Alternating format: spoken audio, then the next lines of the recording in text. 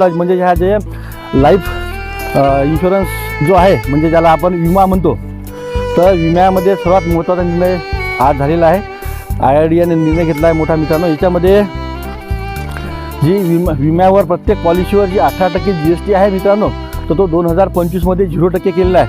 तर यामुळे काय झालं मित्रांनो की तुमचा जो आता नवीन जो प्रीमियम येईल, म्हणजे जेव्हा तुमची पॉलिसी जर अगोदरची असली तर नवीन प्रीमियमवर तुम्हाला 18% GST लागणार नाही. तो GST शासनाने 0% केलेला आहे.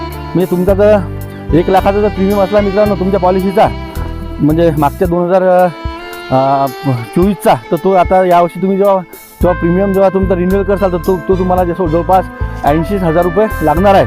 त्यामुळे तुमची सर्वांची याच्यामध्ये बचत होणार आहे आणि सर्वांनी पॉलिसी काढल्याच पाहिजे. कारण की मित्रांनो, ज्यावेळेस तुमच्यावर आर्थिक संकट येते त्यावेळेस जेव्हा तुमचा अपघात होते तर तुमचा हेल्थ इन्शुरन्स जो आहे तो तुम्हाला मदत करते. आणि जो लाईफ इन्शुरन्स जर तुमचा मृत्यू झाल्यावर, LICचे प्रसिद्ध वाक्य आहे, जिंदगी के साथ भी जिंदगी के बाद भी, तर मेल्यावरसुद्धा सगळ्यात महत्त्वाचं मित्रांनो परिवारासाठी आर्थिक मदत.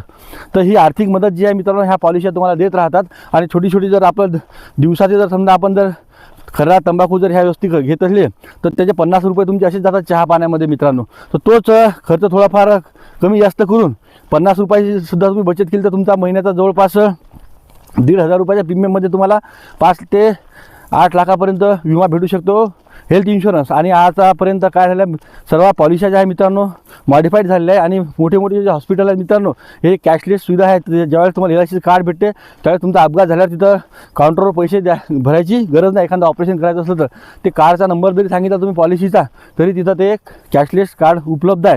याच्यात सर्वात महत्त्वाचा निर्णय 2025चा हा आहे मित्रांनो की याच्यामध्ये जे FDI जो आहे, जो सेंट्रल गव्हर्नमेंटने आता एक बिल पास केलं, अमेंडमेंट केलं 2025चं या पॉलिसीच्या संदर्भात, ते आता बिल पास झालेलं आहे.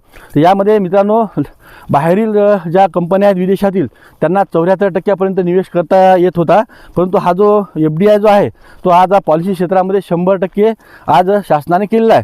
तर याच्यामध्ये काय महत्त्वाचं की हा जो 100% जो आहे FDI झालं तर त्या 100% FDIमुळे मित्रांनो आपल्या सामान्यांना हा फायदा आहे की आता जास्तीत जास्त विदेशी कंपन्या आपल्या इथे येतील या विमा पॉलिसीमध्ये. आणि या पॉलिसीमध्ये कंपन्यांमध्ये स्पर्धा वाढून त्याचा प्रीमियम कमी होईल, जास्तीत जास्त ते लाभ देऊ शकतील भारतीय लोकांना.